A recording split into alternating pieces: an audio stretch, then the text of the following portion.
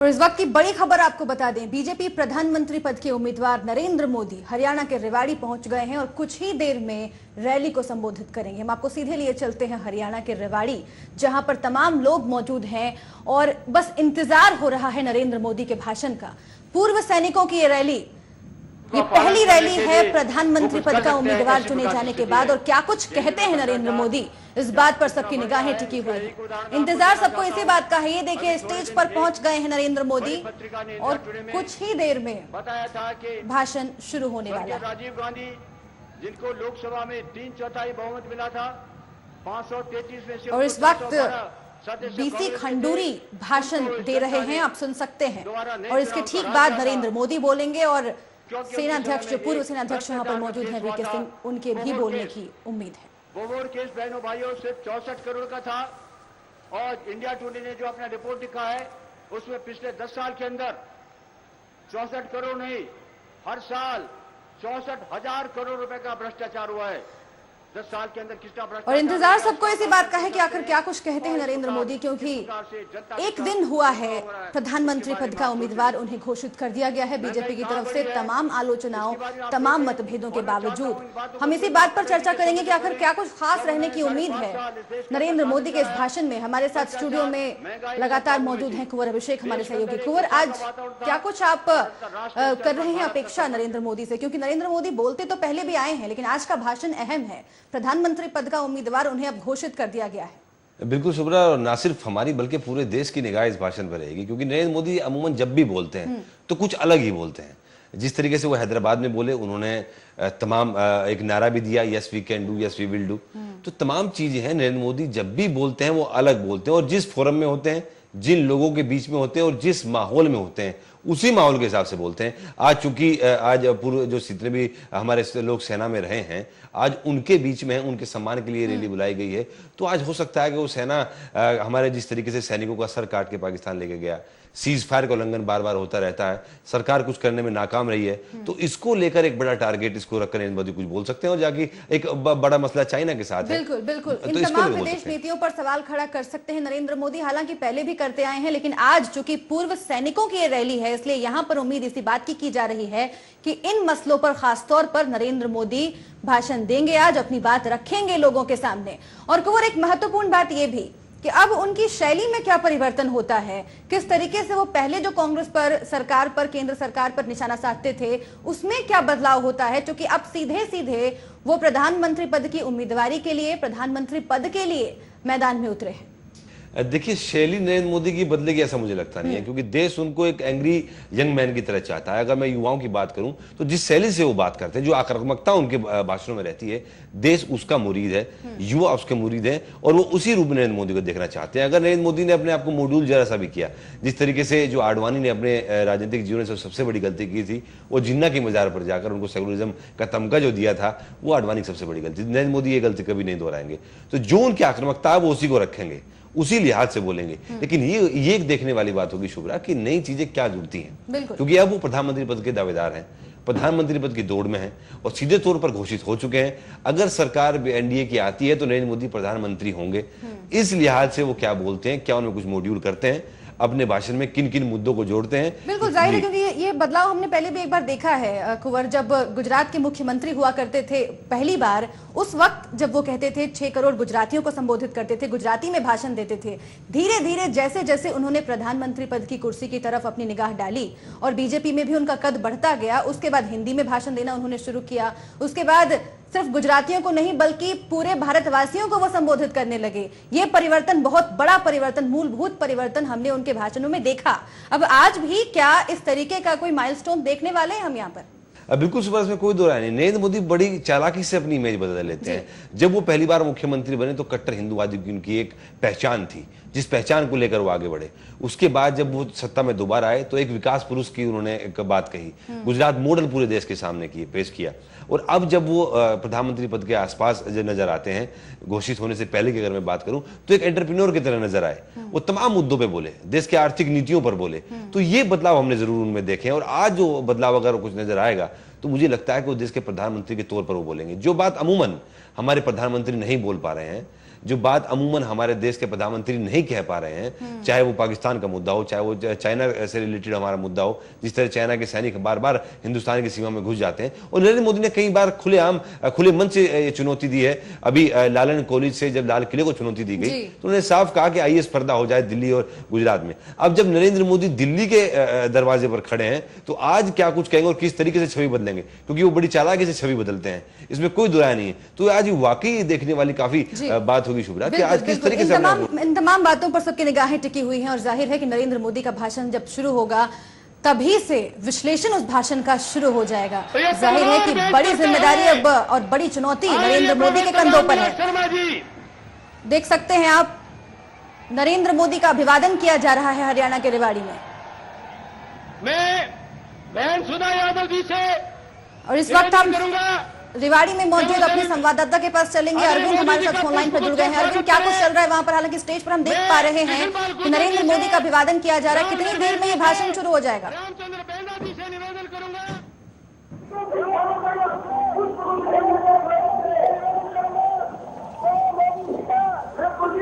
चलिए, अरविंद से हम संपर्क करेंगे, लेकिन फिलहाल आप देख सकते हैं तस्वीरों में नरेंद्र मोदी का अभिवादन स्टेज पर किया जा रहा है। पुष्प गुच्छ देकर के स्वागत करें।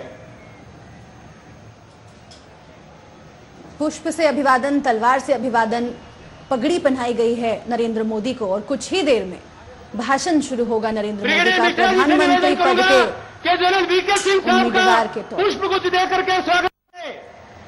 जोर से नारा लगाएंगे, भारत माता की। पूर्व जनरल वीके सिंह भी मौजूद हैं स्टेज पर। भारत माता की। भारतीय जनता पार्टी जिंदाबाद। भारतीय जनता पार्टी जिंदाबाद।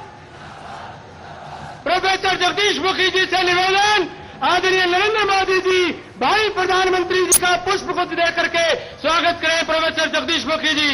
डॉक्टर अनिल जैन जी से निवेदन करूंगा, हमारे सह प्रभारी आदरणीय मोदी जी का पुष्प गुच्छ देकर के स्वागत करेंगे। साथियों, मेरा निवेदन आप सभी से, हम सभी, मैं बहन डॉक्टर सुधा यादव जी से प्रार्थना करूंगा कि वो जनरल वीके सिंह साहब को हमारी तरफ से, इससे पहले उनको बोलने के लिए बुलाओ। जो सेना के अंदर जो परंपरा है, एक सिल्वर साल्वर दे करके, एक चांदी की प्लेट दे करके जनरल वीके सिंह साहब का स्वागत। जोरदार तालियां।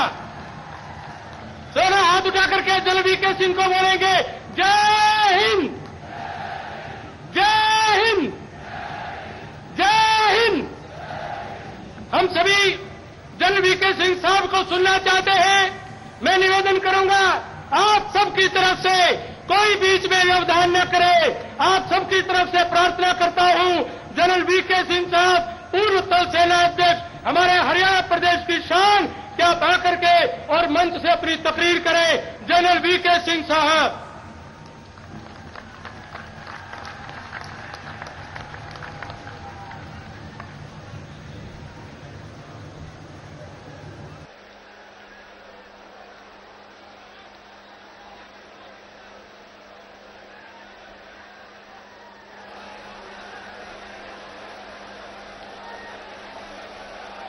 अगर आप शांति रखेंगे तो बात अच्छी तरह से सुनाई देगी। माननीय श्री नरेंद्र भाई मोदी जी, मुख्यमंत्री गुजरात, माननीय सांसद कुलदीप बिश्नोई जी, माननीय पूर्व मुख्यमंत्री उत्तराखंड मेजर जनरल खंडूरी, मंच पर मौजूद श्री रामविलास शर्मा जी और इस पूरी रैली के संयोजक समिति, जिन्होंने बड़ी मेहनत से इस पूरी रैली का आयोजन किया है। यहां पर आए हमारे बहुत सारे जनरल ऑफिसर्स, बाकी ऑफिसर्स, जेसीओ साहिबान और हमारे बहादुर सैनिक, पूर्व सैनिक जो यहां पर मौजूद हैं, मैं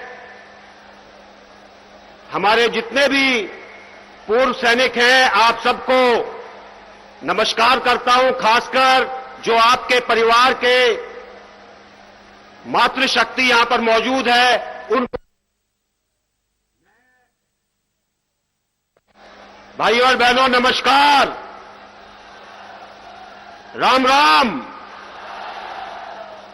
देखिए, आज ये ऐतिहासिक मौका है जब इस पूर्व सैनिक रैली के अंदर इतनी ज्यादा तादाद के अंदर आप लोग आए हैं कि शायद सब लोगों को डर लगने लगा है।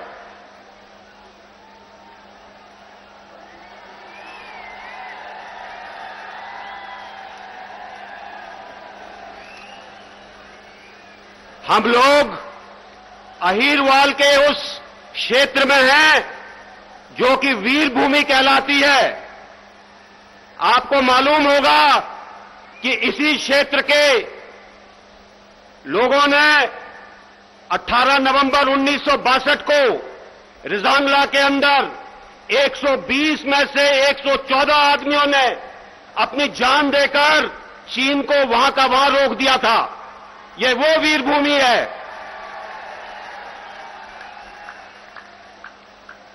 मेरा एक आप सबसे निवेदन है कि अगर आपके मन में अपने सैनिकों के लिए सम्मान है तो 30 सेकंड के लिए आप जहां खड़े हैं, जहां बैठे हैं, एक बार 30 सेकंड मौन रहकर अपने उन सब वीरों को श्रद्धांजलि दें जिन्होंने इस देश की खातिर अपनी जान गंवाई है। 30 सेकंड के लिए मौन रखिएगा।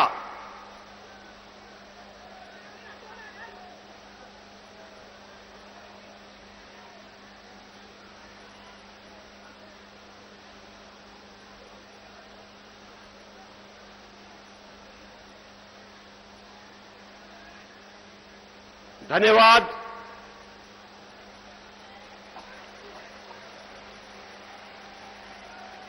भाइयों और बहनों, इस समय जब हम यहां पर बैठे हैं, कहीं ना कहीं सीमा पर, कहीं ना कहीं किसी पहाड़ की चोटी पर, कहीं ना कहीं किसी विकट जंगल में, कहीं ना कहीं तपते रेगिस्तान में कोई सैनिक खड़ा होकर मुस्तैदी से इस देश की रक्षा कर रहा है।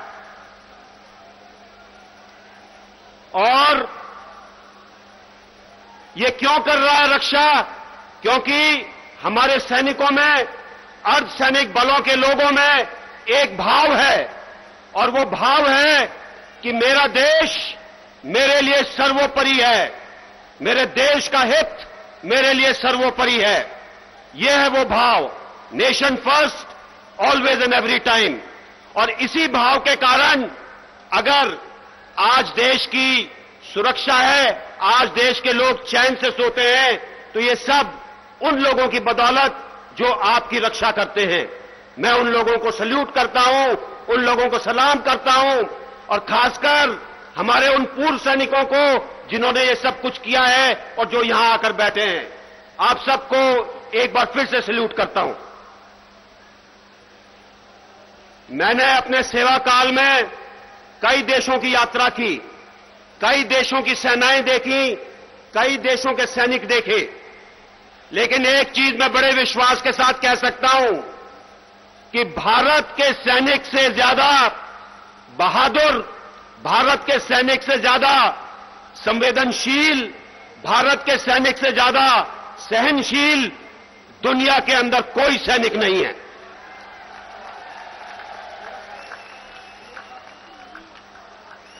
हमारे ऑफिसर्स आगे से लीड करते हैं, और अगर पूरे विश्व में देखा जाए तो लड़ाई में जो ऑफिसर से जवान के मरने का अनुपात है, 17 जवानों के ऊपर एक ऑफिसर, इसका दुनिया के अंदर कोई मुकाबला नहीं है, कहीं ऐसा नहीं है।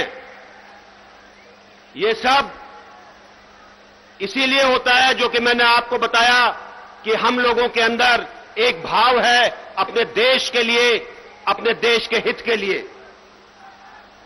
और आज जब देश की हालात इतनी अस्त व्यस्त है, आज जबकि हमारा देश एक मुश्किल दौर से गुजर रहा है, तो हमारे भूतपूर्व सैनिकों की और सैनिकों की इसके अंदर बहुत जरूरत है, बहुत जरूरत है। क्योंकि आपको पता है, जब कहीं पर कोई कमी नजर आती है, कहीं कोई प्राकृतिक आपदा आती है, तो उसके अंदर सैनिकों को और वर्दीधारियों को बुलाकर उसे ठीक करते हैं। तो आज अगर निर्माण का काम करना है, परिवर्तन का काम करना है, तो उसमें आपकी बहुत बड़ी भूमिका है।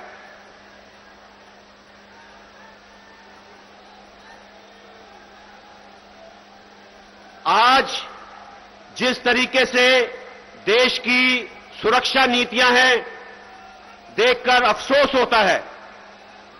हमारे पड़ोसी देश पश्चिम में, हमारे पड़ोसी देश उत्तर में, हमारे पड़ोसी देश यहां तक कि पूर्व के अंदर हमारी सीमाओं का उल्लंघन कर रहे हैं, बेखटके, बेखौफ।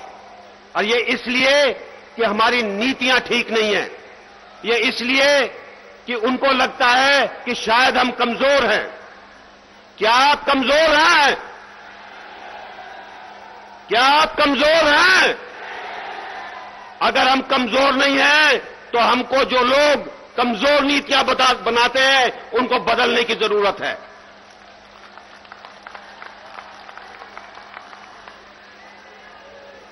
देखिए,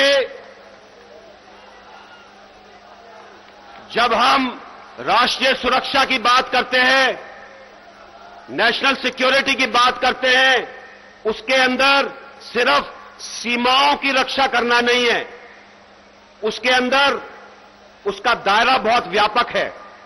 उसके अंदर आंतरिक सुरक्षा है, उसके अंदर आर्थिक सुरक्षा है, उसके अंदर सामाजिक और राजनीतिक सामंजस्य है, उसके अंदर वो सब कुछ है जो इस देश को खुशहाल बनाता है।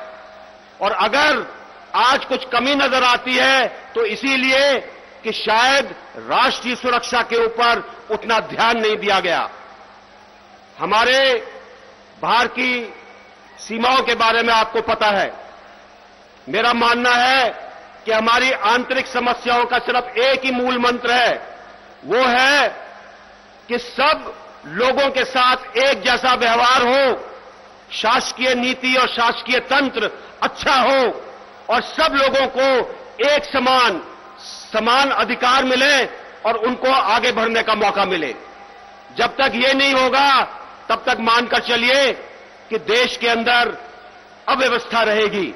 और इसको व्यवस्था को सुधारने का एक ही तरीका है, हम सबको उसके लिए मिलकर काम करना है।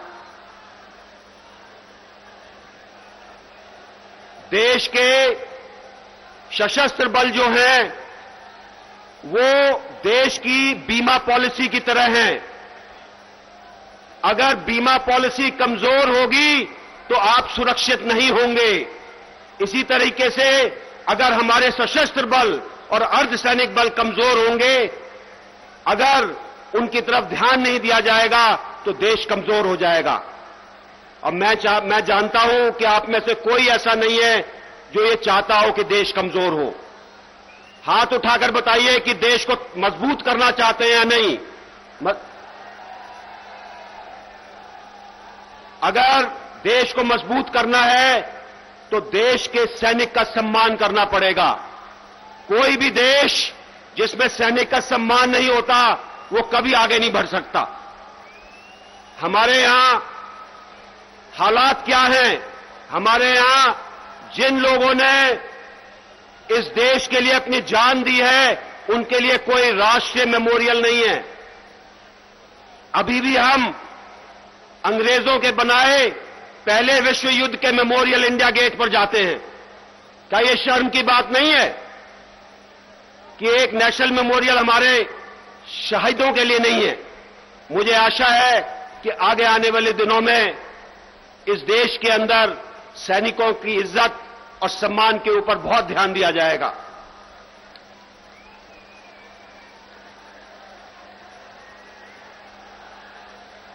भाइयों और बहनों, मेरा मानना है कि जितना हमको अंग्रेजों ने नहीं बांटा उतना हमको अपने लोगों ने पिछले 60 साल में बांट दिया है।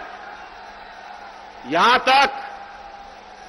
तक कि हमारा पूर्व सैनिक समाज भी बटा हुआ है और जब तक हम इकट्ठे नहीं होंगे तब तक हम अपने हित की आवाज नहीं उठा सकते।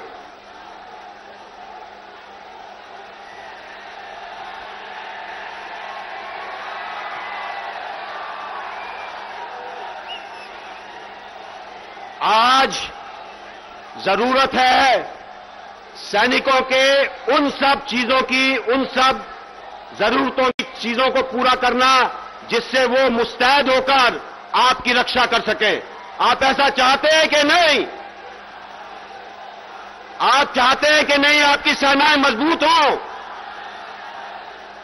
अगर सेनाओं को मजबूत करना है तो उनके साथ कदम से कदम बढ़ाकर आगे चलना पड़ेगा।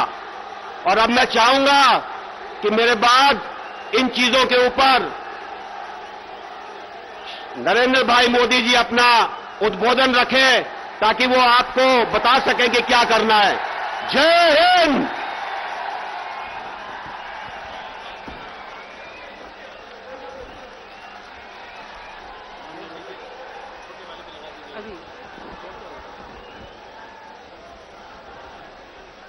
धन्यवाद जनरल वीके सिंह जी। और अब मैं आमंत्रित करती हूं भारतीय जनता पार्टी के राष्ट्रीय प्रवक्ता, पूर्व सैनिक, इस रैली के अंदर जिनका योगदान है वो आए और भारत के भावी प्रधानमंत्री, गुजरात के यशस्वी मुख्यमंत्री आदरणीय नरेंद्र भाई मोदी को कमांडर बैटन देकर के सम्मानित करें। बंधुओं, ये वो बैटन है जो इस देश की राष्ट्रीय सुरक्षा के साथ में जुड़ी हुई है। राष्ट्रीय सुरक्षा का जो मुद्दा है वो इस बैटन से शुरू होता है और देश को हम यशस्वी बनाना चाहते हैं। मैं डॉक्टर सुधा यादव जी से निवेदन करूंगा कि हमारे बीच में आई एक विशेष मेहमान जनरल वीके सिंह जी की धर्मपत्नी श्रीमती सिंह का पुष्प गुच्छ देकर के स्वागत करें। एक बार जोरदार ताली बजा करके। हमारे प्रदेश अध्यक्ष प्रोफेसर रामविलास शर्मा जी से निवेदन करूंगा कि वो माननीय नरेंद्र मोदी जी का स्वागत उद्बोधन करें।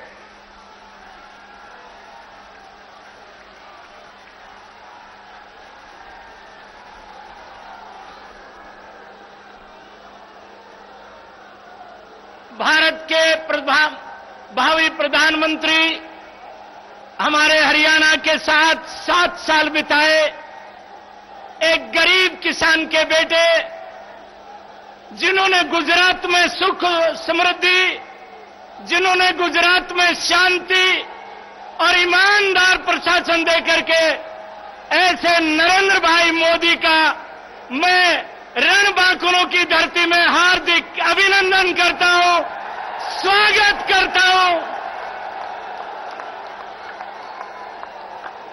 जनरल वीके सिंह, जनरल भुवन चंद्र खंडूरी, हमारे हजका के सुप्रीमो भाई कुलदीप बिश्नोई, हमारे कप्तान अभिमन्यु, बहन सुधा यादव, हमारे यहां के प्रभारी प्रोफेसर जगदीश सिंह मुखी, डॉक्टर अनिल जैन, हमारे ग्रोवर साहब, भारतीय जनता पार्टी के सभी और इस मंच पर विराजमान सारी सैनिक सरदारी, आज जिन सवालों का जवाब दुनिया मांगती थी, आज अहिरवार की इस धरती पर यह जन सैलाब ने नरेंद्र भाई को प्रधानमंत्री स्वीकार कर लिया। नरेंद्र भाई से, हरियाणा का नरेंद्र भाई के जीवन में हम हरियाणा के लोगों को, हम बड़भागी हैं हरियाणा के लोग। अरे जिस नरेंद्र भाई के नेतृत्व में हमने सरकारें बनाई है, जब ये रैली की स्थापना तारीख तय हुई और उसके बाद प्रधानमंत्री की उम्मीदवारी के बाद पहला सौभाग्य हम हरियाणा के लोगों को मिला। ये रणबांकुरों की धरती है, ये रेजांगला के शहीदों की धरती है, ये चुशूल के सरदारों की शहीदों की धरती है, ये कारगिल के शहीदों की धरती है।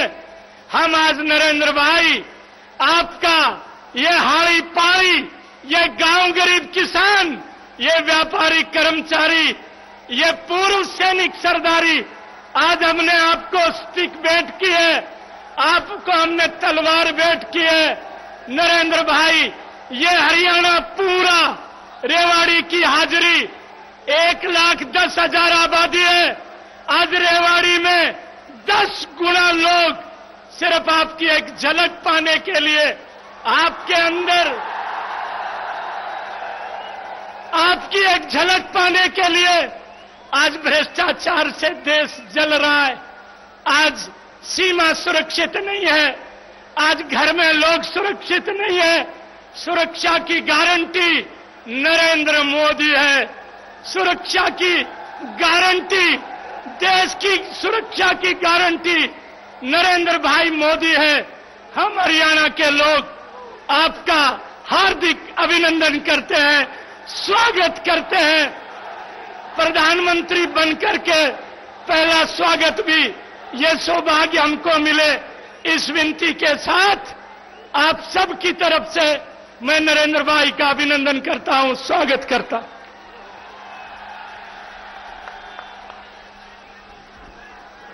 बहुत बहुत धन्यवाद।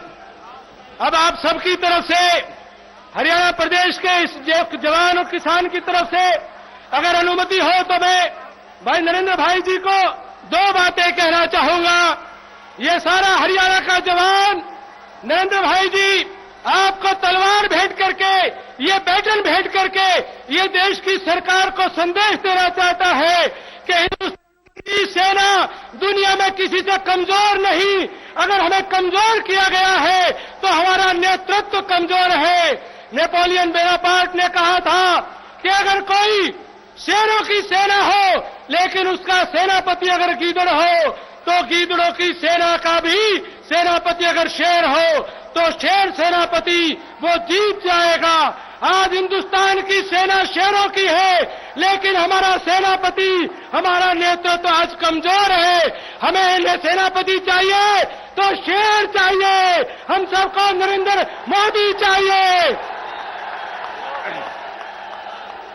अब आप सबको जोरदार नारे लगा करके हम नरेंद्र भाई को ये भरोसा दिलाएंगे कि आप जवान और किसान को साथ लेकर के नए भारत के निर्माण का संकल्प लेकर के दिल्ली की तरफ आप कूच करेंगे तो हरियाणा के करोड़ों लोग ये कदम से कदम मिला करके आपके साथ चलो दिल्ली का नारा लगा करके चलेंगे।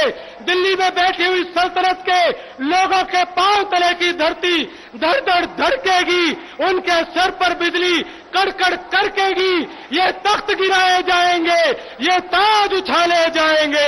साथियों, आप जोर से नारा लगाएंगे, मोदी जी आगे बढ़ो, मोदी जी आगे बढ़ो, मोदी जी आगे बढ़ो। देखो देखो कौन आया, देखो देखो कौन आया, देखो देखो कौन आया। अभी बुलाऊं? मैं प्रार्थना करूंगा देश के भाई प्रधानमंत्री नरेंद्र मोदी जी से।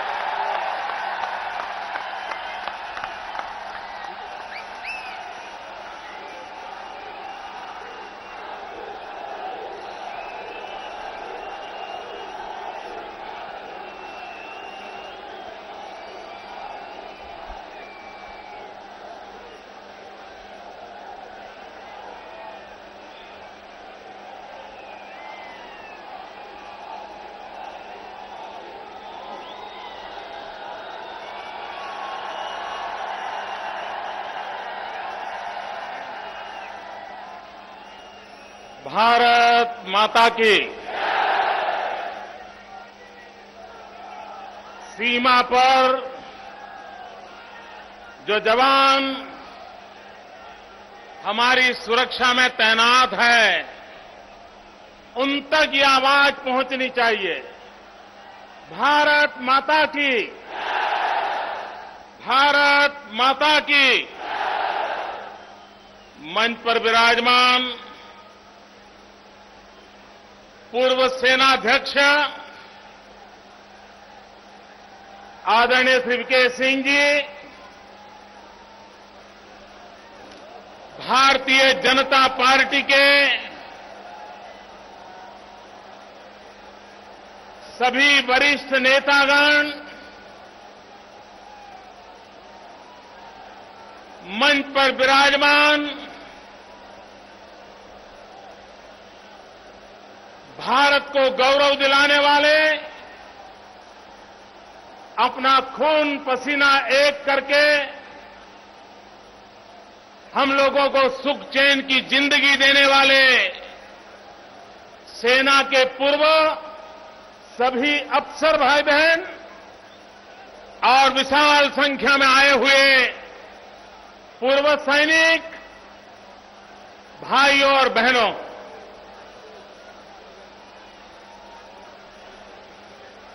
मेरे जीवन में इतनी बड़ी मात्रा में सेना के पूर्व अधिकारी और सेना के पूर्व सैनिक, इनके बीच आने का, बैठने का मुझे सौभाग्य मिला है। ये मैं मेरे जीवन का एक बहुमूल्य अवसर मानता हूं। और जब मैं आज जिस धरती ने हर युद्ध में शहादत का शतक किया, चाहे वो रिजांगला की लड़ाई हो, चाहे वो त्रिशूर की लड़ाई हो, चाहे वो करगिल की लड़ाई हो, ये सभी ने शहादत का शतक, शहादत का शतक, भाइयों बहनों, हर युद्ध में शहादत का शतक, ये कोई कल्पना नहीं कर सकता है। ऐसी ये बांकुरों की भूमि है, ये वीरों की भूमि है। 1857 के स्वतंत्रता संग्राम में राव तुलाराम, एक गौरवपूर्ण नाम, अंग्रेज सल्तनत की नाको दम लाने वाला नाम, ये यही इसी भूमि का नाम। ऐसी वीर भूमि में जब आया हूं तब इतनी बड़ी मात्रा में सेना के जवानों के बीच आया हूं तब भारत मां के एक छोटे से सिपाही के नाते, इस मां के संतान के नाते मैं सबसे पहले इन वीरों को नमन करता हूं, उनको मैं प्रणाम करता हूं।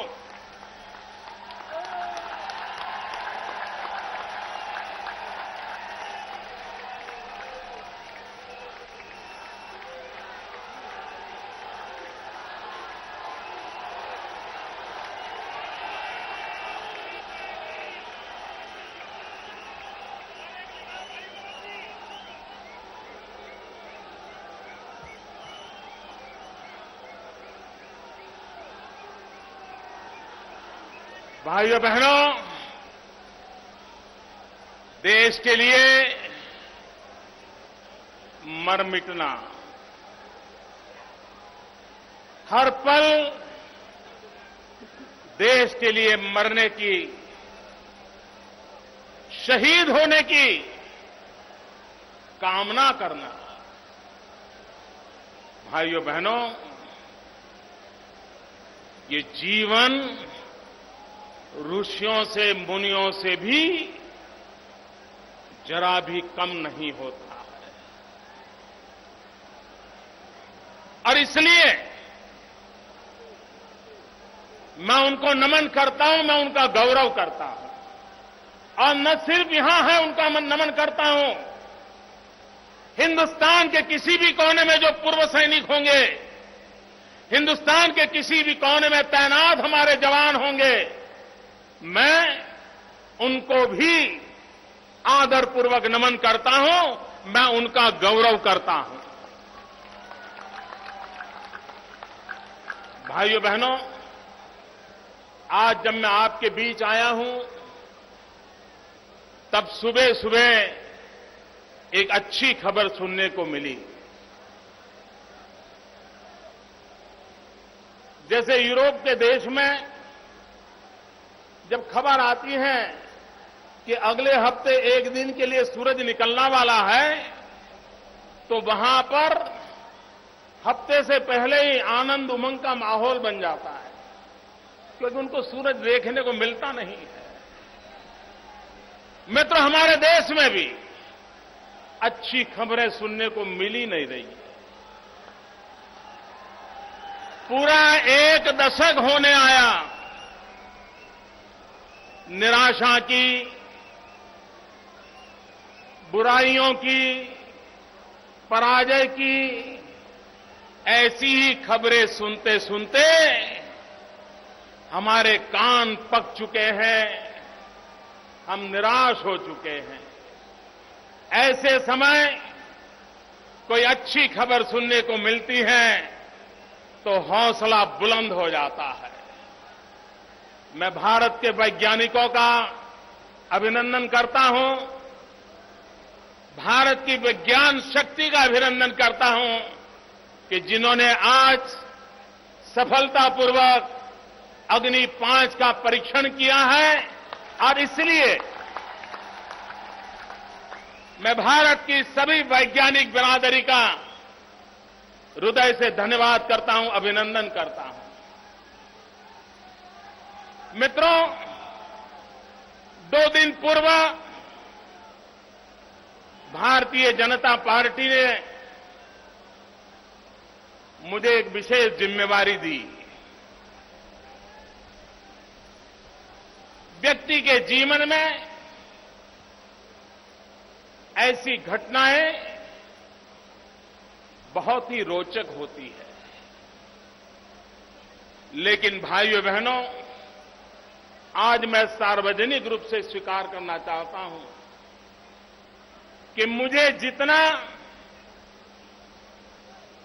थ्रिलिंग इस कार्यक्रम में हो रहा है, उतना मुझे उस पद की घोषणा के समय नहीं हुआ था।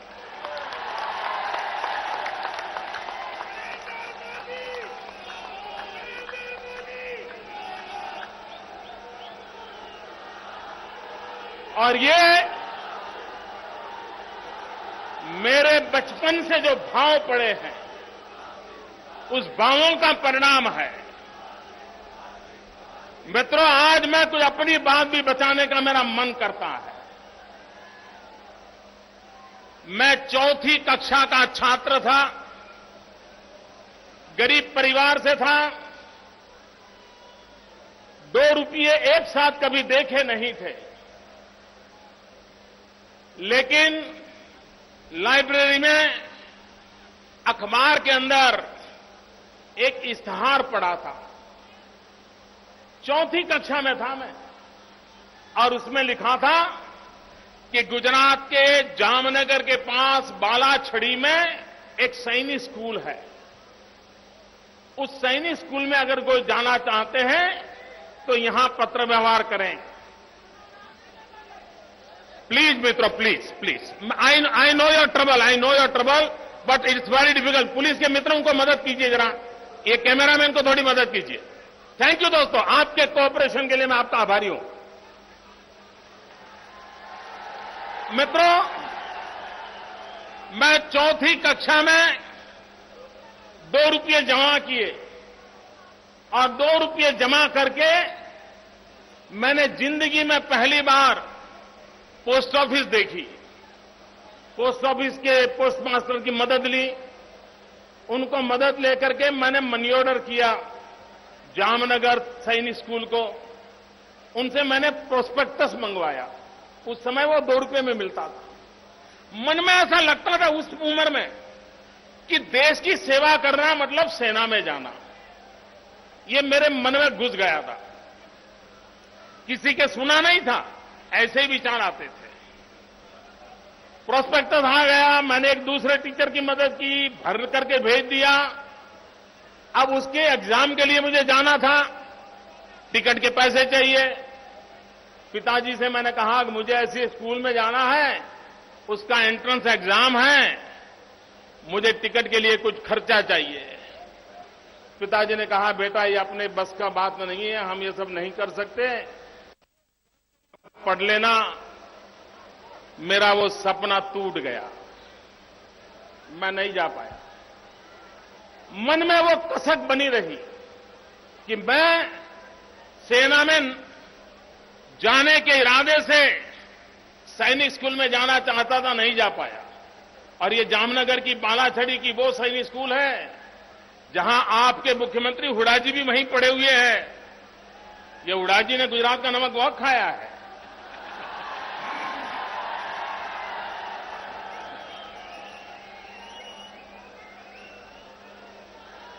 बाद में मित्रों 1962 की लड़ाई हुई। 1962 की लड़ाई देश को झकझोर करने वाली थी। आजाद हिंदुस्तान के हर व्यक्ति के लिए। तब तो मैं 6वीं 7वीं कक्षा में पढ़ता था। मेरे गांव से महसाना स्टेशन दूरी पर था, लेकिन पता चला कि युद्ध भूमि में जाने वाले सैनिक इस रेलवे से जा रहे हैं, यहां से गुजर रहे हैं। तो कुछ सामाजिक संस्थाएं रेलवे स्टेशन पर सेना के जवानों की विदाई के लिए, उनकी हौसला अफजाई के लिए वहां पर मिठाई, चाय, नाश्ता, ढोल नगारे बजा रहे थे। ये हमने अखबार में पढ़ा तो हम भी पिताजी को कहे बिना महसाना चले गए। और उस युद्ध के दिनों में छोटी उम्र में मैं सेना के जवानों को उनको चाय देना, नाश्ता देना, उनके पैर छूना, कई दिनों तक वो क्रम चला था। मेरा बचपन से ये लगाव रहा था, लेकिन खुद को इसका लाभ नहीं मिला। इत्तेफाक से 95 के बाद मुझे हरियाणा, हिमाचल, चंडीगढ़, पंजाब, जम्मू कश्मीर इस सारे क्षेत्र में भाजपा का काम करने का सौभाग्य मिला। और यहां पर मुझे कैंटोनमेंट्स में जाने का अवसर मिला, सेना में अफसरों के साथ वार्तालाप का अवसर मिला, पूर्व सैनिकों के घर जाने का अवसर मिला, और एक प्रकार से सैनिक परिवारों में मेरा एक बृहद परिवार बनता गया और एक नई अनुभूति मैं कर रहा था। और इस मन की अवस्था के कारण जब मैं आज आपके बीच आया हूं तब मैं गौरव अनुभव करता हूं।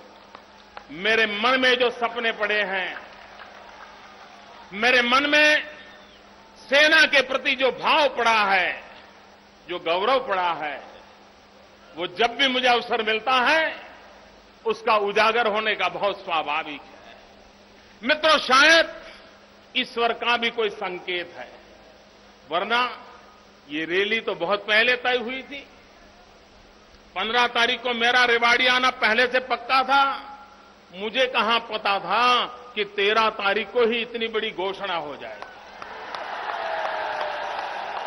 और उसके बाद पहला कार्यक्रम जो मेरे दिल को छूने वाला कार्यक्रम है, वो पूर्व सैनिकों के बीच आने का कार्यक्रम हुआ। ये भी कोई ईश्वरीय संकेत है। मित्रों, मैंने हरियाणा में बहुत काम किया है। मैं यहां के गांव-गांव, गली-गली से परिचित रहा हूं। ये भूमि पर जब स्वामी दयानंद सरस्वती का प्रभाव देखता था, कोई परिवार ऐसा नहीं होगा जिसके घर पे आज भी स्वामी दयानंद सरस्वती का प्रभाव न हो। और हरियाणा में उस समय मुझे सम्मान और गौरव मिलता था उसका एक प्रमुख कारण था कि मैं स्वामी दयानंद जी की धरती से आया था। इतने मात्र से यहां आर्य समाज का इतना प्रभाव रहा है, संस्कार सरिता यहां बह रही है, मेरे मन को छू रहा था। मित्रों, हरियाणा जब इमरजेंसी आई, मोरारजी भाई देसाई को जेल में डाल दिया गया, तो यही हरियाणा की जेल में उनको रखा गया था, कैदी बना करके रखा गया था। वो भी गुजरात का एक नाता जुड़ गया था। भाइयों बहनों, हरियाणा में मुझे चौधरी देवीलाल जी के साथ निकट से काम करने का अवसर मिला। हरियाणा में मुझे चौधरी बंसीलाल जी के साथ निकट काम करने का अवसर मिला। मुझे भी हरियाणा में अटल जी के साथ भी अनेक रैलियों में आने का अवसर मिला। मैंने आखिरी एक रैली यही रेवाड़ी में अटल जी के साथ की थी। लेकिन भाइयों बहनों, आज का दृश्य कुछ अलग ही है।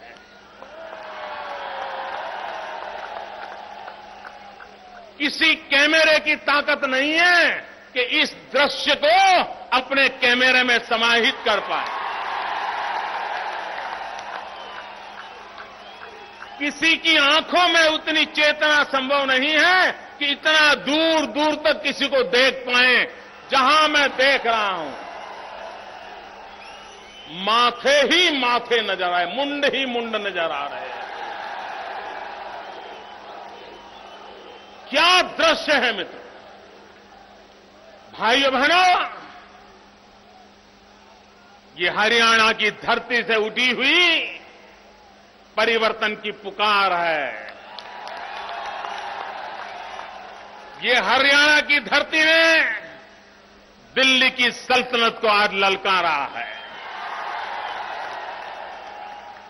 भाइयों बहनों, श्री कृष्ण भगवान द्वारिका में आकर के बसे थे, लेकिन हरियाणा की धरती का नाता, कुरुक्षेत्र की धरती का नाता, भगवान श्री कृष्ण का गीता का संदेश हजारों हजारों वर्ष तक दुनिया के लिए प्रेरणा का संदेश है। मित्रों, विश्व में कहीं पर भी युद्ध की भूमि में ऐसा ज्ञान का सागर छलका हो, ये कभी कोई सोच नहीं सकता। सेनाएं सज्ज हो, तीर और तलवारें खून की प्यासी हुई हो, जीवन और मृत्यु का खेल निर्धारित हो, ऐसे समय गीता का ऐसा कोई संदेश सुना पाए, ये घटना भी दुनिया के मनोवैज्ञानिकों के लिए संशोधन का विषय है। युद्ध के भूमि में श्री कृष्ण की कैसी स्वस्थता होगी, विजय का कैसा विश्वास होगा, युद्ध की रणनीति पर कितना भरोसा होगा, और युद्ध के मैदान में भी मानवीय मूल्यों की कितनी कीमत उस हृदय में होगी, तब जाकर के गीता का संदेश निकला होगा। भाइयों बहनों, जब सेना के बीच खड़े हो, युद्ध की भूमि में खड़े हो, उस समय नेतृत्व और दिशा देने वाले व्यक्ति का सामर्थ्य होता है कि उसमें विजय का विश्वास चाहिए, उसमें सामर्थ्य चाहिए, उसमें रणनीतिक कौशल्य चाहिए, और खुद फ्रंट पे खड़े रह करके लीड करने का जज्बा चाहिए, तब जाकर के युद्ध जीते जाते हैं। मित्रों, हमारे देश की सेना, उसका एक ही रूप लोगों के सामने आता है। वो यूनिफॉर्म में सज्ज होते हैं, वो सीमा पर तैनात होते हैं, और दुश्मन के दांत खट्टे करने की ताकत रखते हैं। उनको एक ही रूप में हमने देखा होता है। लेकिन ये हमारे देश की सेना का हमें गर्व है कि दुश्मनों के लिए जितनी कठोरता से वो पेश आ सकते हैं, उतनी रुजुता और मृदुता के साथ देश को संकट के समय नागरिकों की सेवा के लिए काम आते हैं। यह अद्भुत ट्रेनिंग है मित्रों। मैंने 2001 में गुजरात के भूकंप के समय सेना के जवानों ने जो काम किया है उसको कभी भूल नहीं सकता। गुजरात मौत की चादर ओढ़ करके सोया था, तब देश की सेना के जवान आए। अनेक जीवित व्यक्ति मलबे के नीचे दबे हुए थे। जीवन और मृत्यु के बीच कोई फासला बचा नहीं था। तब देवदूत बन करके सेना के जवान आए थे और मेरे गुजरात के पीड़ितों की उन्होंने रक्षा की। ये मानवता का संदेश मेरे सेना के जवानों ने दिया था। मित्रों, अभी उत्तराखंड में इतनी भयंकर आपत्ति आई। देश के कोने कोने से आए हुए यात्री फंसे हुए थे। घर जिंदा लौट पाएंगे कि नहीं भरोसा नहीं था। और तब जान की बाजी लगा करके हमारे सेना के जवान, हमारे हेलीकॉप्टर यात्रा में पीड़ित लोगों को उठा उठा करके सुरक्षित पहुंचाने के लिए दिन रात मेहनत कर रहे थे। और युद्ध के मैदान में नहीं, दुश्मनों की गोलियों से नहीं, उत्तराखंड के पीड़ितों की सेवा करते करते, यात्रियों की सेवा करते करते हमारे जवानों ने जीवन दे दिया। भाइयों बहनों, यात्रियों की सेवा करते करते जीवन देने वाले उन सेना के जवानों को मैं नमन करता हूं, उनका मैं अभिनंदन करता हूं, उनकी शहादत का गर्व करता हूं। लेकिन भाइयों बहनों, जब देश हमारे सैन्य के इस पराक्रम की गाथा गा रहा था, देश का हर व्यक्ति जो गंगा से, केदार से जुड़ा हुआ है, वो सेना के इस त्याग और तपस्या की गाथा गा रहा था। एक तरफ तो ये पवित्र तपस्या की गाथाएं सुनाई जा रही थी, उसी समय दूसरी तरफ पाकिस्तान के सैनिक आकर के हमारे देश की सेवा कर रहे जवानों को सीमा पर मौत के घाट उतार दें, उनको मार दिया जाए। और दुर्भाग्य देखिए, भारत के रक्षा मंत्री संसद में खड़े होकर के ये कहें कि पाकिस्तानी सेना के कपड़े पहन करके कोई आए थे। कितनी बड़ी पीड़ा होती होगी, उन शहीद परिवारों को कितनी पीड़ा होती होगी, देश की रक्षा के लिए तैनात लाखों जवानों को कितनी पीड़ा होती होगी, 125 करोड़ देशवासियों को कितनी पीड़ा होती होगी। लेकिन भाइयों बहनों, दिल्ली में बैठी हुई सरकार, इसको इसकी परवाह नहीं, उसको इसकी चिंता नहीं। उसके लिए तो ऐसी घटनाएं घटती रहती हैं। इतना ही नहीं मित्रों, निर्लज्जता की सीमा तो तब आ जाती है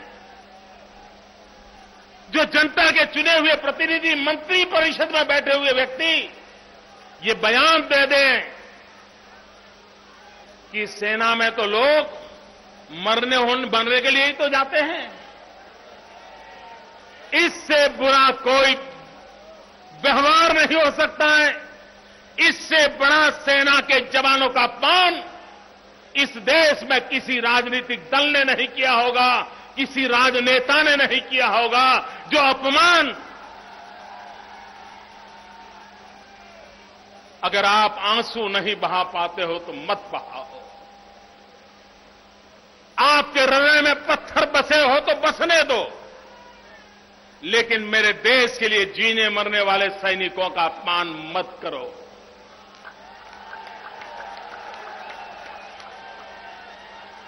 निर्लज्जता की भी सीमा होती है और उसका कारण यह है मित्रों, इसका कारण यह है कि देश की सुरक्षा, देश के सुरक्षा बल, ये इनकी प्राथमिकता नहीं है मित्रों, आज भी जब दिवाली के दिन आते हैं तो लोग दिवाली अलग अलग तरीके से मनाते हैं। मुझे अगर दिवाली मनाने का मौका मिलता है तो आज भी मैं सीमा पे चला जाता हूं।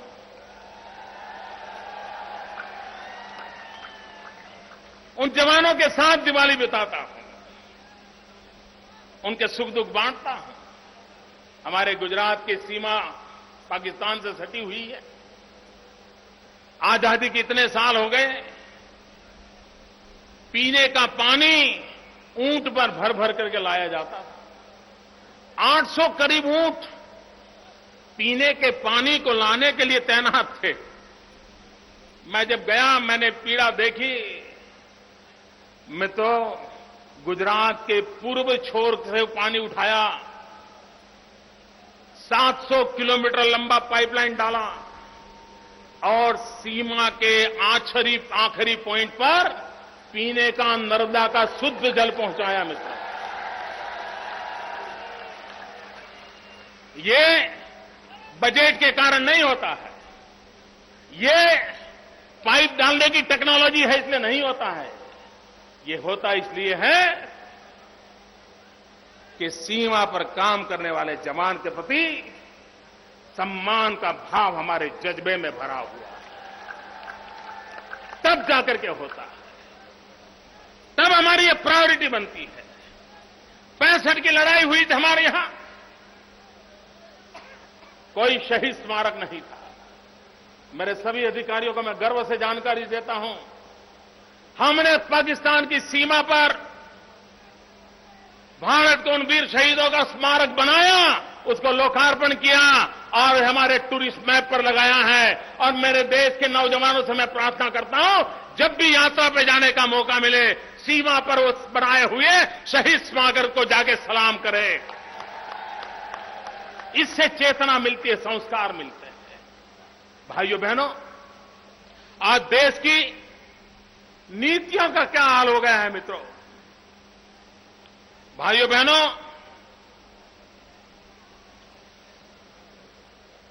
आए दिन हम संकटों से घिरते चले जा रहे हैं। पाकिस्तान अपनी हरकतों को छोड़ नहीं रहा है। चीन आए दिन आंखें दिखाता रहता है, हमारी धरती पर घुस जाता है। इतना ही नहीं, ब्रह्मपुत्रा की नदी का पानी रोकने पर उतारू है, अरुणाचल प्रदेश को हड़प करने पर उतारू है। मेरे भाइयों बहनों, क्या ये सब सेना की कमजोरी के कारण हो रहा है? ये पड़ोसी देश हमें परेशान कर रहे हैं, ये सेना की कमजोरी के कारण? सेना की कमजोरी के कारण? मित्रों, समस्या सीमा पर नहीं है, समस्या दिल्ली में है।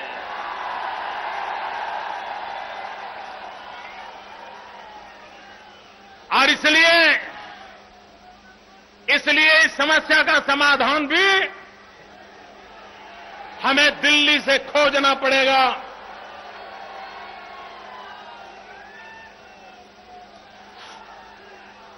ये समस्या का समाधान भी जब तक दिल्ली में सक्षम सरकार न बने, देशभक्ति से भरी हुई सरकार न बने, हिंदुस्तान के जन जन की रक्षा के लिए प्रतिबद्ध सरकार न बने, तब तक सैन्य कितना ही सामर्थ्यवान क्यों न हो, साधन कितने ही आधुनिक क्यों न हो, हम सुरक्षा की गारंटी नहीं ले सकते हैं। भाइयों बहनों, सचमुच में तो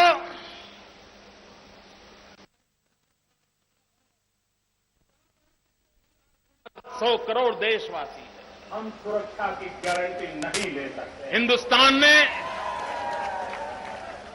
जितने जवान आजादी के बाद युद्ध में गंवाए हैं, उससे ज्यादा जवान आतंकवादियों की गोलियों से गंवाए हैं, माओवादियों की गोलियों से गंवाए हैं, विघटनकारी शक्तियों से गंवाए हैं। भाइयों बहनों, यूनाइटेड नेशन उस दुनिया को विश्व युद्ध से बचाने के लिए तीसरा विश्व युद्ध की नौबत न आए, इसलिए यूएनओ अपना जिम्मा निभाने की कोशिश कर रहा है। उनको लगता भी होगा कि इतने साल हो गए, तीसरे विश्व युद्ध की नौबत नहीं आई, लेकिन मैं आज सार्वजनिक रूप से कहना चाहता हूं, यूएनओ को गर्व नहीं करना चाहिए, क्योंकि अब युद्ध ने अपना रूप बदल दिया है, युद्ध ने अपने रंग बदल दिए हैं, युद्ध ने अपने तौर तरीके बदल दिए हैं। और इसके कारण प्रथम और द्वितीय विश्व युद्ध में जितने देश, जितनी जनसंख्या युद्ध के कारण परेशान थी, उससे ज्यादा देश, ज्यादा जनसंख्या प्रॉक्सी वॉर से परेशान है, छद्म युद्ध से परेशान है, और उस युद्ध का नाम है आतंकवाद, उस युद्ध का नाम है माओवाद। और इसलिए समय की मांग है कि पूरे विश्व में आतंकवाद के खिलाफ, माओवाद के खिलाफ, हिंसा के खिलाफ एक जनमत तैयार होना चाहिए। अगर भारत के पास सामर्थ्यवान नेतृत्व अगर होता है, तो विश्व के अंदर आतंकवाद के खिलाफ, माओवाद के खिलाफ, हिंसा के खिलाफ जनमत इकट्ठा करना मुश्किल काम नहीं है। भाइयों बहनों, आज जब मैं हरियाणा की धरती पर आया हूं, तब अटल जी अडवाणी जी के काल की सरकार को याद करना मुझे अच्छा लगता है, इसलिए कि अटल जी की विदेश नीति की एक विशेषता रही कि हम दिन रात कश्मीर किसका, इसी की लड़ाई में उलझे हुए थे। आए दिन उसी की डिबेट होती थी, उसी के जवाब देते रहते थे। ये अटल जी की कूटनीति का परिणाम था कि उन्होंने पूरे विश्व को आतंकवाद पर चर्चा करने के लिए मजबूर कर दिया था, और पूरा विश्व दो खेमे में बंट गया था। एक खेमा था जो मानवतावाद में विश्वास करते हैं, और दूसरा खेमा था जो आतंकवाद में भरोसा करते हैं, आतंकवाद को पनपाते हैं। और उसके कारण दुनिया पाकिस्तान को सुनना बंद कर दिया था। दुनिया में पाकिस्तान की चलती नहीं थी, वो दिन आ गए थे। लेकिन भाइयों बहनों, पिछले 9 साल में आज विश्व में आतंकवाद के प्रति जो गुस्सा पैदा होना चाहिए, वो नहीं होता। और कुछ देश मानवता के साथ खिलवाड़ कर रहे हैं।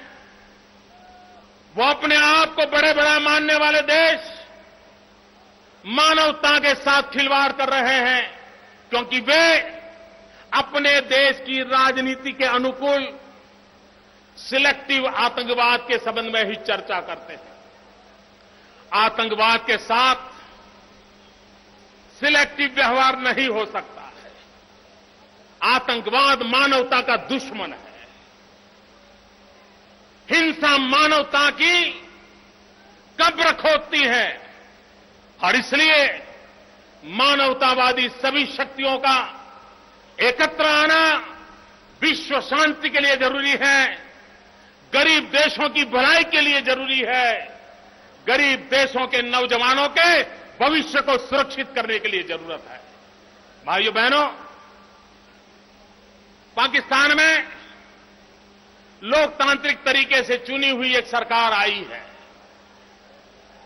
ये सरकार आने के बाद एक आशा थी कि वो भारत विरोधवाद की राजनीति छोड़ करके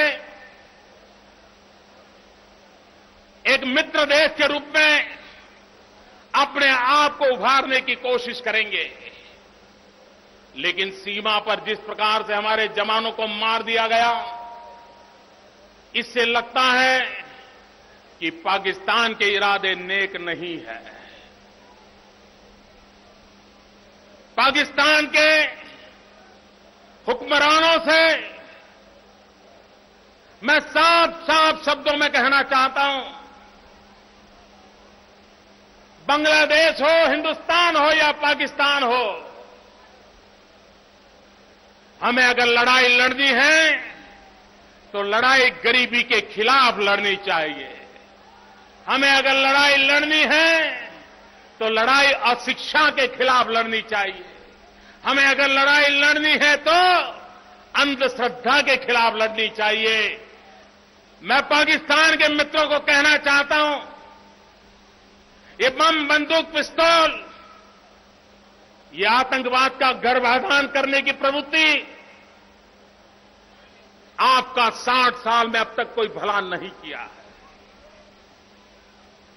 पाकिस्तान के हुक्मरान समझिए, 10 साल के लिए आप पाकिस्तान की धरती पर आतंकवादियों को पैर नहीं रखने देंगे, आतंकवादियों को रक्षा नहीं करेंगे, आतंकवादियों का ब्रीडिंग ग्राउंड नहीं बनने देंगे।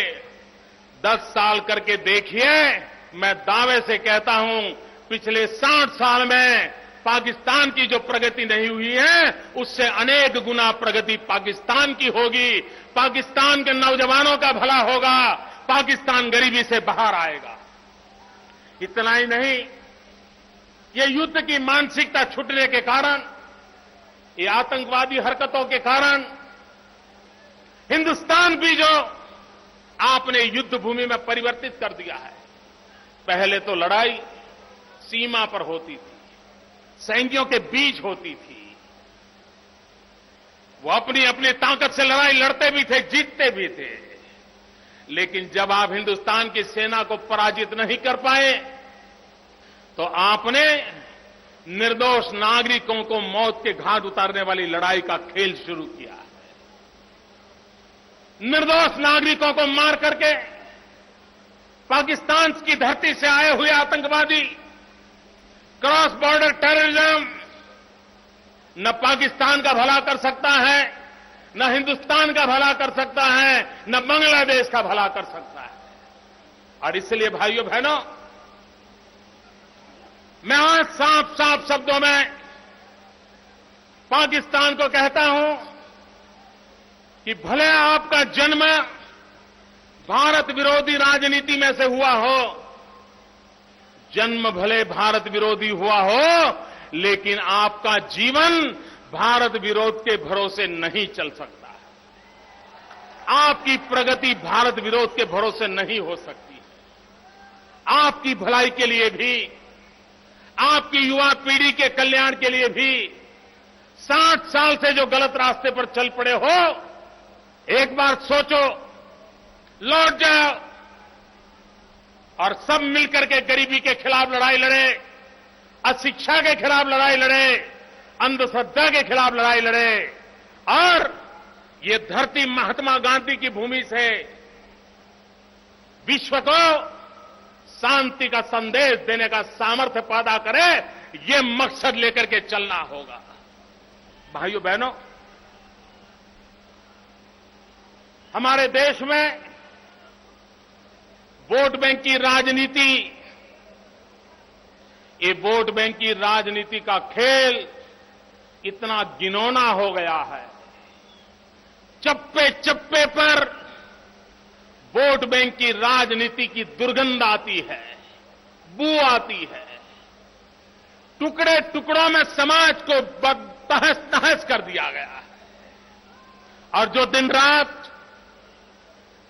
सेक्युलरिज्म के छाता लोड करके वोट बैंक की राजनीति करके समाज को टुकड़ों टुकड़ों के बांटने की कोशिश में लगे हैं, उन राजनेताओं से मैं कहना चाहता हूं, उन बुद्धिजीवियों से कहना चाहता हूं, अगर सच्चा सेक्युलरिज्म देखना है एक बार हमारी सेना के देखो। हम राजनेताओं को अगर सेक्युलरिज्म सीखना है तो हमारी भारत की सेना से हम सीख सकते हैं। जल, थल और नभ तीनों क्षेत्रों में काम करें हमारे सैनिक बल। वहां जिस प्रकार से सभी पंथों के लिए आदर का भाव है, सभी पंथ मिलजुल करके मात्र भारत माता की सेवा के लिए खप रहे हैं, इससे बड़ा सेक्युलरिज्म का कोई उदाहरण नहीं हो सकता। मैं सैल्यूट करता हूं हमारे सुरक्षा बलों को, जिन्होंने सच्चे अर्थ में भारत के सेक्युलरिज्म की आन बान शान रखी हुई है और गौरव दिया है देश को, इसलिए मैं उनका अभिनंदन करता हूं। भाइयों बहनों, 1857 के स्वातंत्र संग्राम को देखिए। राव तुलाराम इसके एक योद्धा थे। 1857 का स्वातंत्र संग्राम में भी सेना में हिंदू मुसलमान थे, लेकिन 1857 के स्वातंत्र संग्राम भी सेक्युलरिज्म की एक मिसाल है कि कंधे से कंधा मिला करके किसी पंथ संप्रदाय का क्यों न हो, दोनों मिलकर के लड़े थे। ये मिसाल आज भी कायम है, आज भी वो परंपरा हमारी सेना निभा रही है। पहली बार सत्ता भूख में डूबे हुए, वोट बैंक की राजनीति में तोड़ना फोड़ने की प्रवृत्ति करने वाले राजनेताओं ने भारत की सेना के इन महान गुणों को, भारत की सेना के इस महान चरित्र को दाग लगा दिया। पहली बार इस देश में सच्चर कमेटी के माध्यम से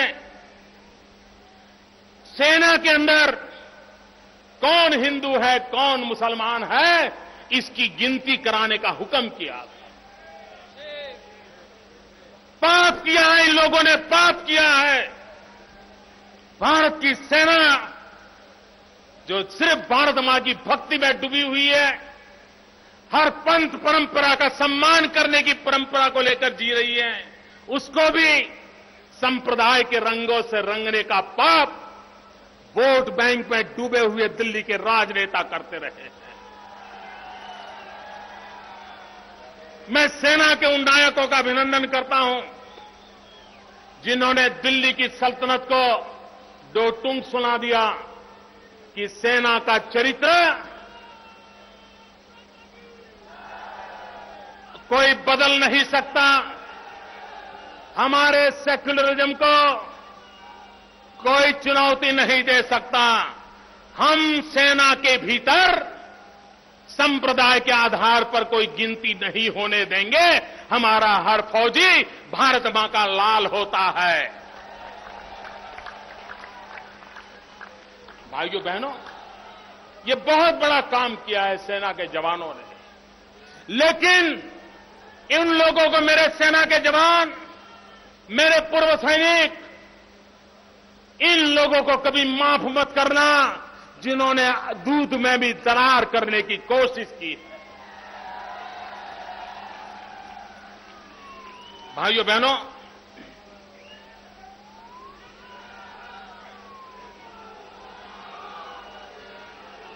देश अगर सामर्थ्यवान होता है,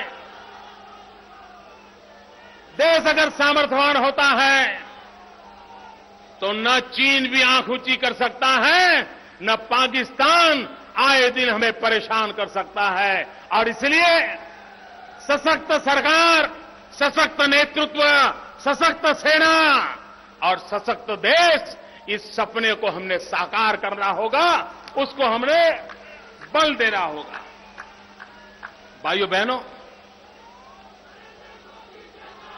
आज भी देश में सेना की उपेक्षा के कारण, सेना के गौरव को नीचा करने की आदतों के कारण, सेना के सम्मान के अवसरों का अनदेखी करने के कारण हमारे देश की युवा पीढ़ी को अब सेना में जाने का मन नहीं करता है। किसी भी देश के लिए ये बहुत बड़ी चुनौती होती है। ऊपरी दर्जे में 40% से अधिकारी आज भी सेना में खाली है। भाइयों बहनों, देश के अंदर हमारे पढ़े लिखे बुद्धिमान नौजवानों का सेना में होना जरूरी है। अब युद्ध सीमा पर लड़े जाएंगे, उससे ज्यादा टेक्नोलॉजी से लड़े जाने वाले हैं, साइबर वॉर होने वाले हैं, और उसमें ओजस्वी, तेजस्वी, बुद्धिमान नौजवानों की जरूरत रहेगी। हमें सेना को आधुनिक बनाना होगा। हमें सेना में युवा शक्ति, तेजस्वी युवा शक्ति को जोड़ना होगा, और उस दिशा में दिल्ली में बैठी हुई सरकार ने एक विश्वास का माहौल बनाना होगा। सेना में जाना एक गौरव का कारण हो, ये माहौल क्रिएट करना पड़ेगा, तब जाकर के होगा। भाइयों बहनों, हमारे पूर्व सैनिकों को बीमारी में दर दर भटकना पड़े, हाथ पैर गंवाने वाले युद्ध की भूमि में शरीर के अंग न्यौछावर करने वाले हमारे आधुनिक दधीची, ये हमारे सैनिक, किसी ने अपना हाथ दे दिया, किसी ने पैर दे दिया, किसी ने दोनों पैर दिए, किसी ने दोनों भुजाएं दे दी, मां भारत को अर्पण कर दी। उनको जब निवृत्ति के बाद अस्पताल में, डॉक्टर के यहां, रेलवे में, बस में लोगों से याचना करनी पड़े, मित्रों, इससे बुरा कुछ नहीं हो सकता। ये हमारे लिए चिंता और जिम्मेवारी का विषय है। हमें इन स्थितियों को बदलना होगा। हमारे पूर्व सैनिक गौरव से जिए, आत्मसम्मान से जिए, उनकी वाजिब मांगनियों का स्वीकार हो, उसमें कौन रोकता है? कई वर्षों से वन रैंक वन पेंशन आए दिन सुनने को मिलता है। क्या तकलीफ हुई है? मैं आज सार्वजनिक रूप से देश के सेना के जवानों की तरफ से, देश की सेना के पूर्व जवानों की तरफ से भारत सरकार से मांग करता हूं कि वन रैंक वन पेंशन के संबंध में क्या स्थिति है, उसका व्हाइट पेपर घोषित करें, श्वेत पत्र घोषित करें। और भाइयों बहनों, मैं कहता हूं, अगर 2004 में वाजपेयी जी की सरकार बन गई होती तो आज वन रैंक वन पेंशन वाली समस्या उलझती नहीं। मित्रों, मिल बैठ करके रास्ता निकालते। अटल जी का उदार मन रास्ता खोज लेता और हमारे पूर्व सैनिकों को, सेना में बैठे हमारे जवानों को एक सम्मान और गौरव के साथ जीने का अवसर देता। भाइयों बहनों, आज देश में कई ऐसे क्षेत्र हैं जिसमें हम सेना के पूर्व सैनिकों को बहुत ही सम्मान के साथ उनकी शक्ति, उनकी डिसिप्लिन, उनका वर्क कल्चर राष्ट्र के लिए उपयोग कर सकते हैं। अब आप देखिए, अग्निशामक दल हिंदुस्तान के हर टाउन में फायर ब्रिगेड होता है। क्या कभी हम सोचे कि हमारे इन अग्निशामक दल के लिए ये पूर्व सैनिक अगर लगा दिए गए, इस देश में कभी आग नहीं लग सकती? सोचने के लिए वो तैयार ही नहीं है, सोचने के लिए तैयार नहीं है। मित्रों, हमारा देश ओलंपिक में अपनी जगह नहीं बना पा रहा है। हमारे एक पूर्व साथी ओलंपिक में नाम रोशन किया, सेना के जवान।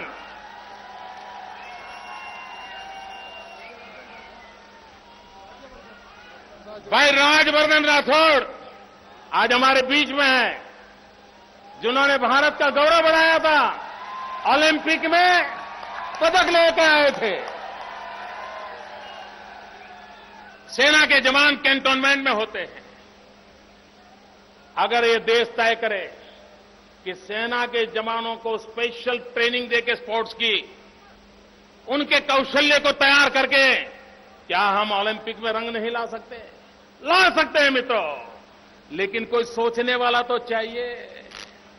उनके पास समय नहीं है, या तो सोचने के लिए ईश्वर ने वैक्यूम रखा हुआ है, और उसके कारण कोई नई सोच नहीं।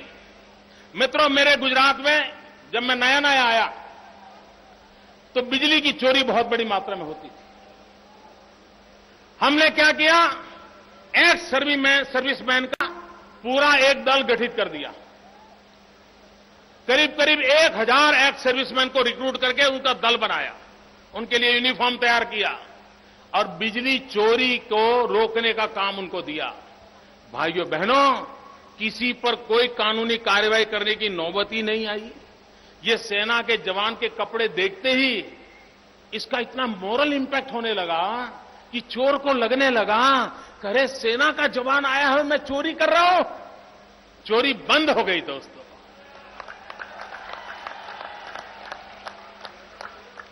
मेरा बिजली का क्षेत्र 1000 सेना के जवानों की मदद से ताकतवर बन गया।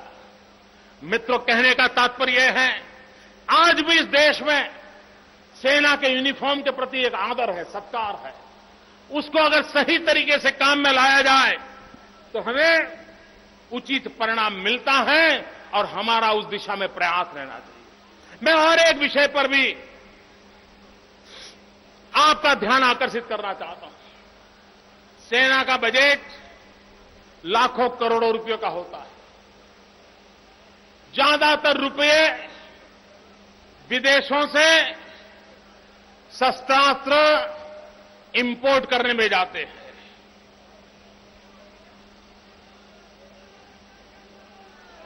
125 करोड़ का देश हो, अग्नि मिसाइल छोड़ने की ताकत रखने वाले वैज्ञानिक हो, लेकिन आज सेना के लिए हर छोटा मोटा पुर्जा भी लाना हो, सेना के लिए छोटा मोटा पुर्जा भी लाना हो तो विदेशों से लाना पड़ रहा है। ये किसका इंटरेस्ट है? और दिल्ली में बैठे हुए शासकों को सेना के हाल क्या है उसके लिए तो समय नहीं है, लेकिन अगला टेंडर कब निकलने वाला है उसमें रुचि ज्यादा है। क्योंकि अरबों खरबों रुपयों का कारोबार होता है, ये छोटी छोटी चीजों में क्यों खेले? और उसके कारण भाइयों, हमारे देश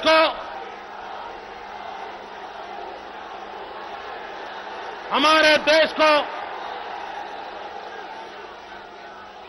युद्ध के लिए जो शस्त्रास्त्र चाहिए, जो सरंजाम चाहिए, उस पर देश को आत्मनिर्भर होना चाहिए।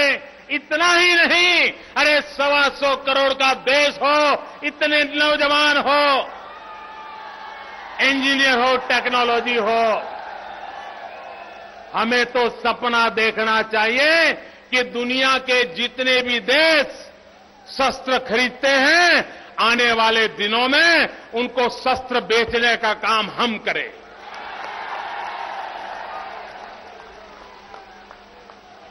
हमें शस्त्र एक्सपोर्ट करने का सपना देखना चाहिए। यह सामर्थ्य मुश्किल नहीं है। मित्रों, मेरा प्रदेश तो बहुत छोटा सा रहा, लेकिन हमने हमारी कॉलेजेज में इंजीनियरिंग स्टूडेंट्स को डिफेंस इक्विपमेंट मैन्युफैक्चरिंग के कोर्सेज शुरू किए हैं। अभी से ह्यूमन रिसोर्स डेवलपमेंट का काम शुरू किया है। हम भारतीय कंपनियों को प्रोत्साहित करें, प्रोत्साहित करके उनको हम हिंदुस्तान की सेना को जो चाहिए वो सारी व्यवस्था यहां डेवलप हो, उसके लिए उचित खर्च करें। मुझे विश्वास है मित्रों, भारत में एक नई शक्ति का उदय होगा, ऐसा मेरा विश्वास है। और हमें डिफेंस ऑफसेट के लिए प्राथमिकता देनी चाहिए।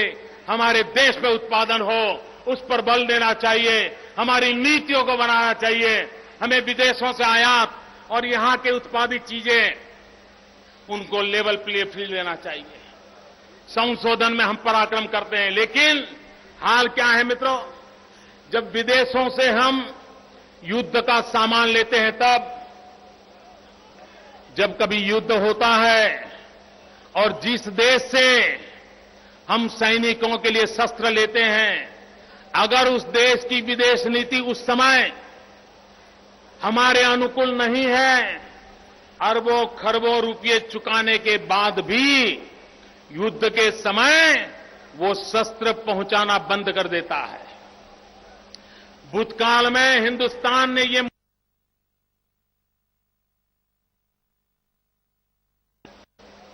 शस्त्र आना रुक जाए, पहले से ऑर्डर हुए हो, पैसे दे दिए हो, लेकिन उस देश की विदेश नीति के अनुकूल नहीं है, इसलिए बंद कर देते हैं। भाइयों बहनों, अगर हम विदेशों से सामान लेते रहें और कल भयंकर युद्ध हो गया और जो देश हमको दे रहे हैं वो उस समय अगर बंद कर दे तो हमारा हाल क्या होगा, आपने सोचा है? और इसलिए हमारे पास अपनी शक्ति होनी चाहिए, अपना सामर्थ्य होना चाहिए और इसलिए देश की युवा शक्ति का हमें उपयोग करना चाहिए। भाइयों बहनों, हम में से बहुत लोग हैं जो सैन्य में जाकर के भारत मां की रक्षा नहीं कर पाए हैं, सैनिक बनने का सौभाग्य नहीं मिला है। लेकिन भाइयों बहनों, भारत मां की उत्तम सेवा करने का एक और अवसर भी जीवन में आता है और वो अवसर होता है मताधिकार। मैं आज देश के नौजवानों को कहना चाहता हूं, बच्चा जब पहली बार स्कूल जाता है, पूरे घर में एक आनंद होता है कि बच्चा स्कूल जा रहा है। बच्चे का पहला जन्मदिन होता है, पूरे घर में आनंद होता है, बच्चे का जन्मदिन है। बच्चे की शादी होती है, पूरे गांव में आनंद छा जाता है, फलाने के बेटे की शादी होती है। लेकिन भारत के संविधान ने हमको एक ऐसी सौगात दी है, वो सौगात जब मिलती है तब हमें पता तक नहीं होता है कि इतनी बड़ी सौगात मिली और हमें पता तक नहीं। मित्रों, 18 साल की उम्र में हम जब मत के अधिकारी बन जाते हैं, ये भारत के संविधान ने दी हुई हमें सबसे बड़ी गिफ्ट होती है, उसका गौरव होना चाहिए। अरे जिसको भी 18 साल गौरव होता है उसको बधाई देनी चाहिए, एक माहौल बनना चाहिए। और आज मैं नौजवानों से कहता हूं, अगर हम हिंदुस्तान को समर्थ बनाना चाहते हैं ना, देश को मजबूत चाहते हो, देश को ताकतवर चाहते हो, दिल्ली में मजबूत सरकार चाहते हो, तो आप एक चेक कर लीजिए, आप भारत के मताधिकार आपके पास है कि नहीं है, मतदाता सूची में आपका नाम है या नहीं है। आप अपने यार दोस्त, अड़ोसी पड़ोसी रिश्तेदार, उनके घरों में कोई 18 साल का रह तो नहीं गया, ये काम करोगे? लोगों को मतदाता बनाओगे? ये पवित्र काम है, हर पार्टी ने करना चाहिए, हर नागरिक ने करना चाहिए। और मैं पूर्व सैनिकों से प्रार्थना करता हूं, आपकी समस्याओं के समाधान के लिए आप देश के नौजवानों से जुड़िए, उनको मतदाता बनाने का अभियान उठाइए। आप देखिए, एक नई ताकत के साथ हम उभर जाएंगे। भाइयों बहनों, एक और काम के लिए मुझे आपकी मदद चाहिए।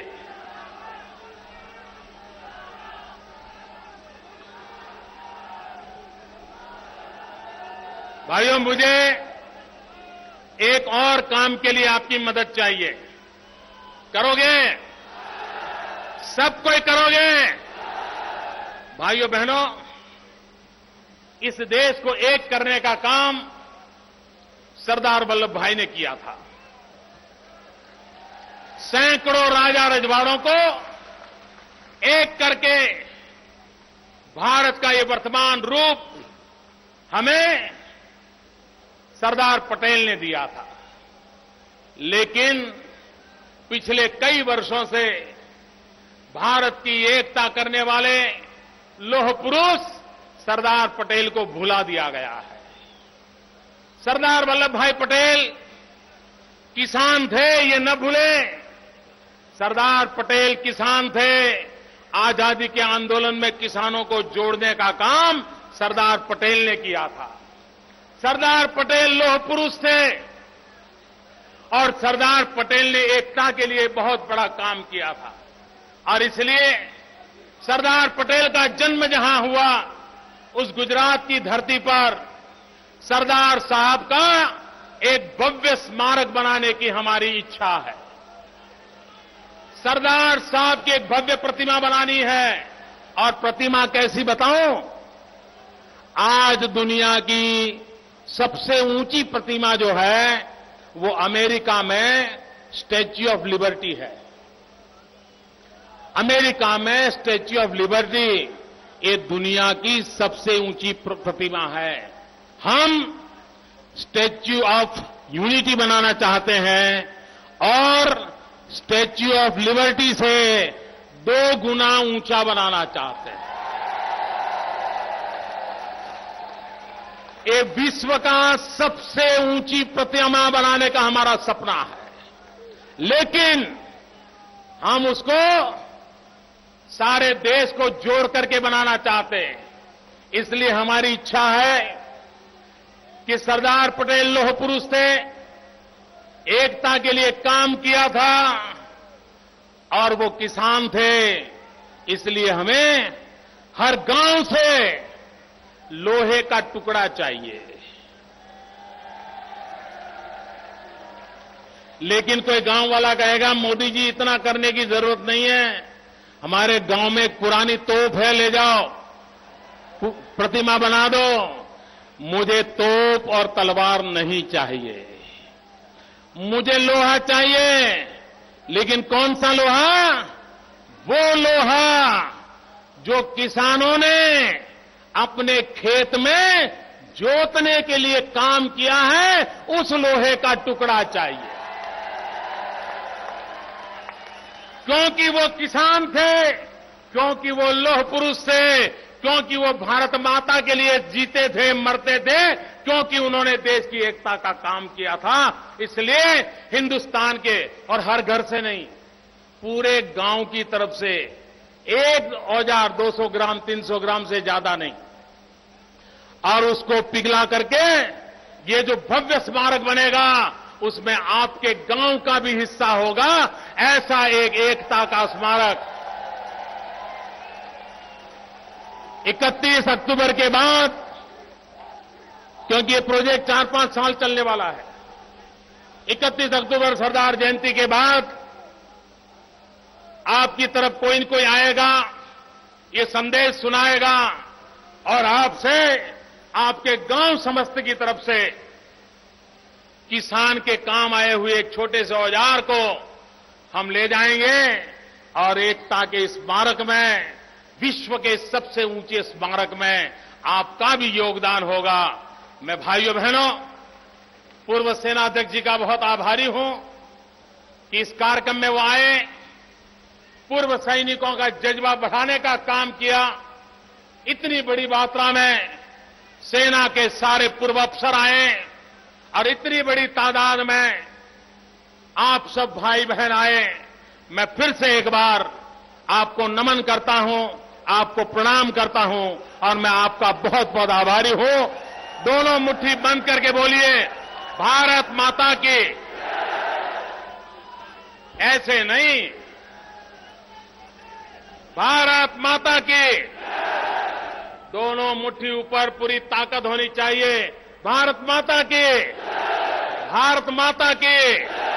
वंदे वंदे वंदे वंदे वंदे वंदे वंदे वंदे वंदे वंदे।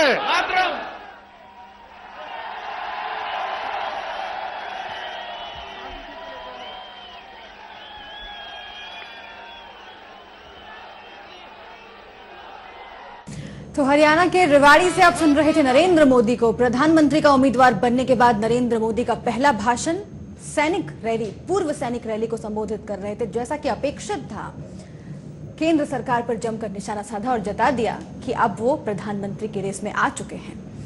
फिलहाल हमें दीजिए इजाजत, आप देखते रहिए दूरदर्शन न्यूज। जय हिंद।